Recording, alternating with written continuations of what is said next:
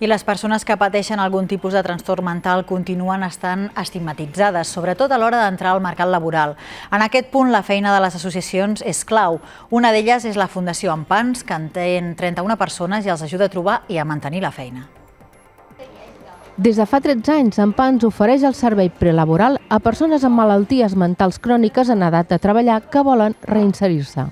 Nosaltres seríem la continuació del recurs sanitari. Intentem de fugir de la càrrega de malaltia, sinó donar-li que aquesta persona té un problema de salut mental, està controlat pel seu metge i nosaltres anem a enllaçar la part social. Anem a buscar com aquesta persona recupera la seva vida, té uns hàbits i es fa un pla de treball individual coordinat amb la xarxa de salut mental i els serveis socials.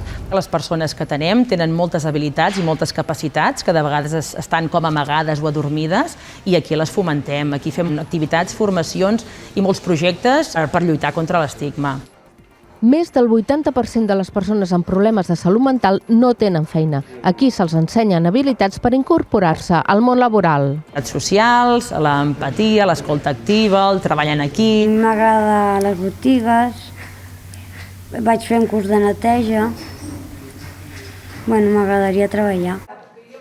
Un 30% dels usuaris han trobat feina. Des d'Ampans se'ls fa un seguiment, donat que és tan important trobar-la com poder-la mantenir.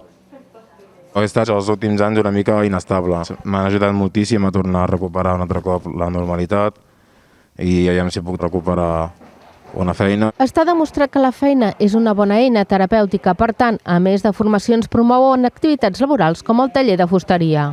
Muy contento de estar aquí con toda esta gente. Me hace sentir bien. Yo antes estaba todo el día en la calle, no hacía mucho caso a mis padres. Darrerament han augmentat el nombre de persones d'entre 18 i 20 anys amb problemes de depressió i ansietat.